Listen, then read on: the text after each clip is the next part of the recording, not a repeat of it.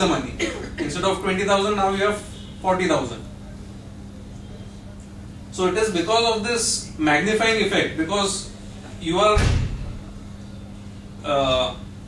effectively fighting in a weight category above your weight. So if you are a bantamweight fighter, you are fighting in heavyweight category. So that is what futures does. It allows you to effectively borrow money on your initial capital. So that is one dangerous part. You could,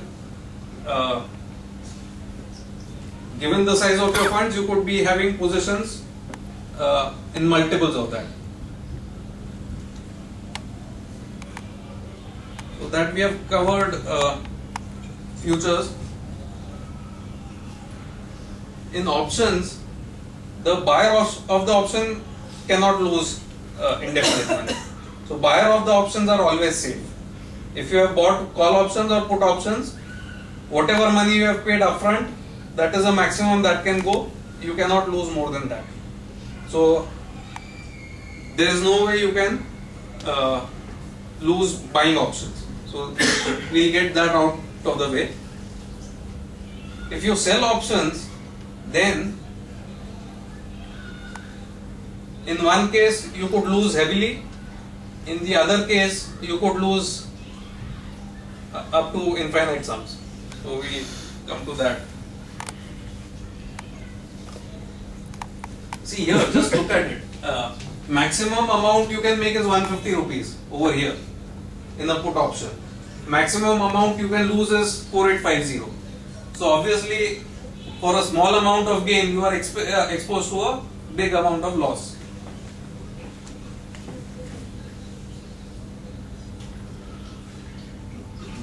Same way in call option, here you are making only a 300 rupees and you are exposed to losses of 4,000, 5,000, 10,000, whatever the market decides.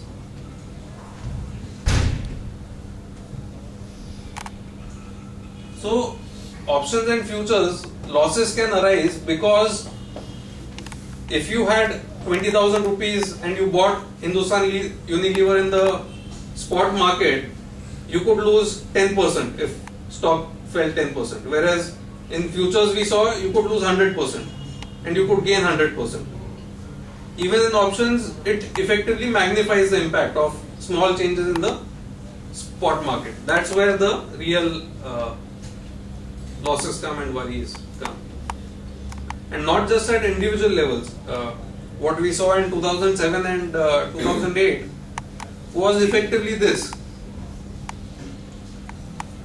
All these banks and financial institutions had a capital base of 3 and they had positions worth 100 in terms of their balance sheet size. So shareholders funds were 3, the deposits, the lending, the derivatives positions, all of that added up to 100.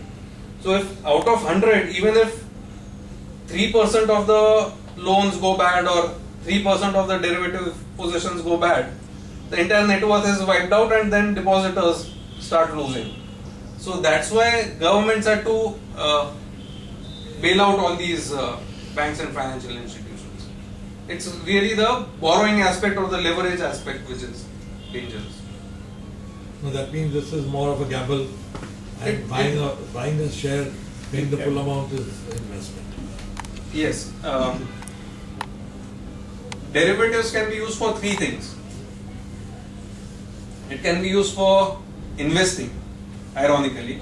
It can be used for arbitrage and it can be used for gambling. It depends on how you use it. The instrument per se is neither good nor bad. It's just in the application of it.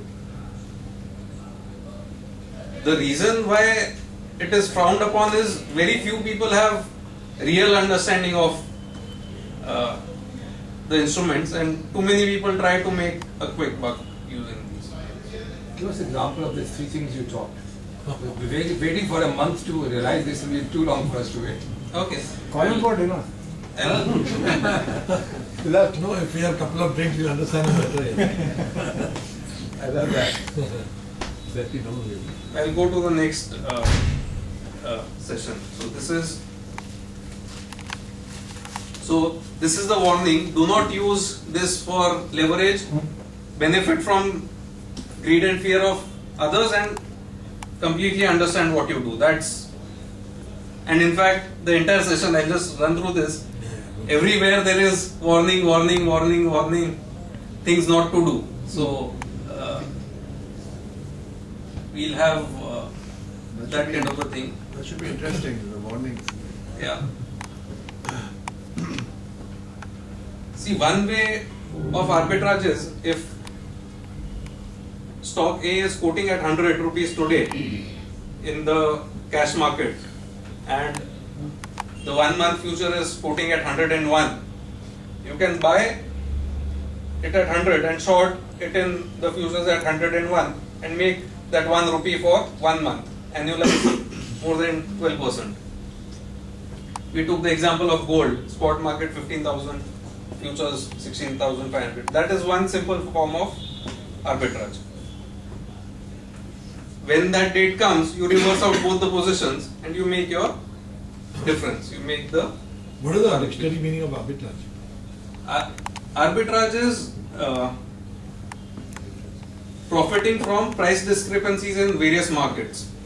It could be price difference between NSE and BSE. Earlier you had Delhi Stock Exchange, Calcutta Stock Exchange, Bangalore. So there were people who would be on the phone continuously with all these markets and buy in the market where it was quoting lower and sell it in the market where it was quoting higher.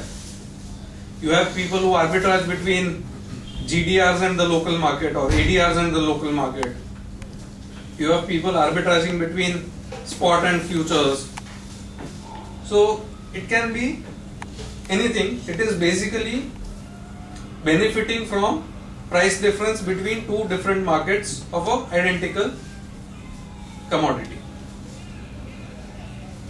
This is one type of arbitrage. But when you reverse the positions on the final day, doesn't the price at that point of time affect your transaction? Or is it a done deal?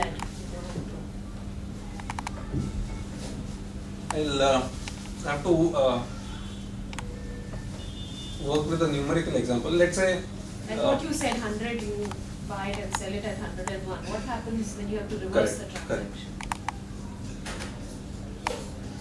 On the final day, the settlement will depend on the closing price of the stock on the expiry day. Let's say we have done a transaction for 25th February.